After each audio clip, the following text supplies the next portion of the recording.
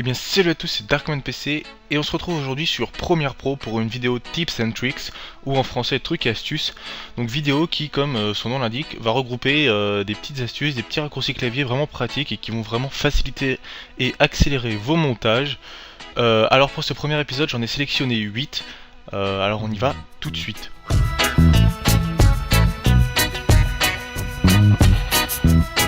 Alors en numéro 1, c'est que l'espace de travail est complètement personnalisable sur Premiere Pro mais sur l'ensemble des logiciels Adobe en général. Donc on peut entièrement modifier. Donc si je veux mettre cette fenêtre ici, je peux la mettre là. Je peux mettre ça ici, ça mettra là. Je peux mettre l'historique par exemple en bas ici, ça le mettra comme ceci. On peut aussi travailler sur plusieurs écrans, donc pour ça il vous suffit de prendre ce qui vous intéresse, donc ça. Et vous voyez que là, si je le bouge, donc là il s'en va sur mon deuxième écran. Vous voyez que ça me crée une autre fenêtre, donc on le peut mettre sur donc un autre écran, un deuxième, un troisième. On peut avoir autant d'écrans qu'on veut, on peut répartir le logiciel sur autant d'écrans qu'on veut. Donc je vais même le laisser ici moi. Vous pouvez le sauvegarder donc dans fenêtre, espace de travail, nouvel espace de travail. Vous cliquez dessus, vous mettez un nom, vous faites simplement OK et vous aurez votre espace de travail qui sera créé, enregistré. Vous avez peut-être vu, donc il y en a déjà plusieurs qui sont prédéfinis. Donc je vous laisse les découvrir. Donc voilà, et donc au contraire, si votre montage, votre espace de travail ne vous plaît pas, vous pouvez le réinitialiser en cliquant sur réinitialiser espace de travail.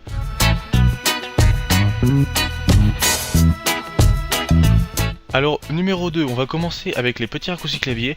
Si vous manquez de place, si vous trouvez que vous n'avez pas cette place ou vous n'avez pas la possibilité d'avoir un deuxième écran pour espacer votre logiciel, il y a le petit raccourci clavier magique qui est le U accentué ou U', qui vous permet de mettre une fenêtre provisoirement en plein écran. Donc là je cliquais sur source et si j'appuie sur donc elle est sectionnée, hein, donc vous voyez bien qu'il y a le petit carré jaune autour. Donc si j'appuie sur U accentué, elle se met en plein écran. Je rappuie dessus, ça revient à la normale et ça marche pour tout. Donc si je veux mettre la prévisualisation, pareil, je clique dessus, j'appuie sur U accentué, hop, et ça marche pour tout, hein, donc je peux faire avec ça.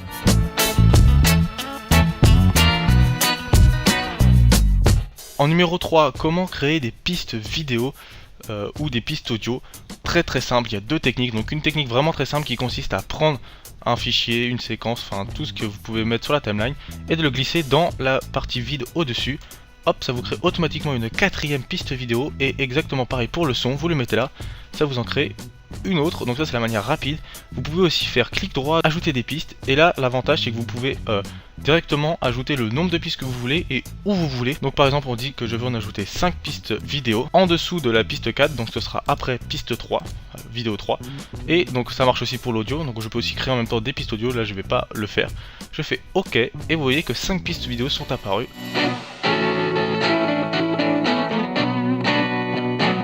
En numéro 4, on continue avec les raccourcis clavier, qui est le raccourci clavier C, qui vous amène le cutter, donc qui vous permet de couper en deux, par exemple cette piste vidéo, je clique ici et ça va couper à l'endroit où j'ai cliqué. Et donc ce qui m'amène directement au numéro 5, qui est la touche V, qui vous permet de revenir directement à votre souris de sélection.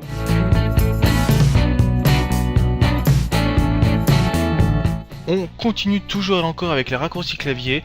Cette fois-ci ce sera pour la touche N qui est la touche de modification compensée. Vous voyez que je peux déplacer, ajuster l'endroit où deux séquences se rejoignent. Ça peut être très pratique notamment quand vous utilisez l'outil multicam pour modifier précisément l'endroit où on change de caméra.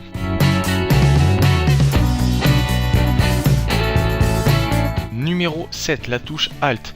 Alors à quoi sert cette touche? Elle a deux fonctions. La première qui est de délier un fichier où le son et la vidéo sont liés, donc par exemple celui-ci, donc ceux qui apparaissent en bleu. Vous voyez que si je déplace la vidéo, l'audio suit, et donc si je réduis l'audio, la vidéo suit.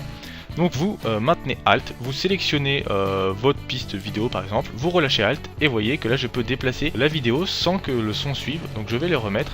Elle nous permet aussi de réduire que la vidéo ou que l'audio sans les désynchroniser.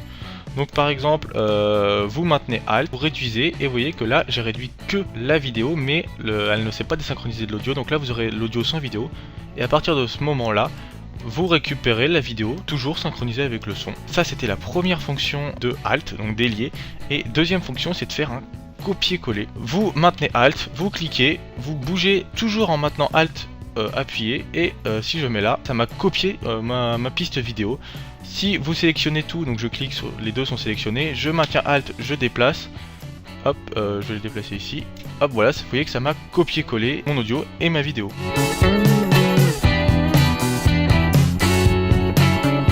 Et pour terminer, numéro 8, les flèches directionnelles. Alors, à quoi elles servent? Donc, les flèches directionnelles droite et gauche servent à avancer précisément d'image en image. Donc, vous voyez que si j'appuie sur la flèche droite, j'avance d'une image en une image. Et si j'appuie sur la flèche gauche, je recule d'une image en une image. Donc ça permet de naviguer précisément dans votre timeline. Et les flèches haut et bas permettent d'aller directement aux extrémités des fichiers qui se trouvent dans votre timeline, donc dans tous. Donc vous voyez que là j'appuie vers le haut, donc ça revient en arrière. Et quand j'appuie vers le bas, ça avance d'extrémité en extrémité. Donc ce qui peut être assez pratique pour placer notre curseur précisément aux extrémités quand on a beaucoup de fichiers. Alors voilà, ce premier épisode est terminé, j'espère qu'il vous a plu, qu'il vous aura été utile, je compte en faire d'autres, voilà, donc dites-moi si ça vous a plu, et sur ce, salut à tous.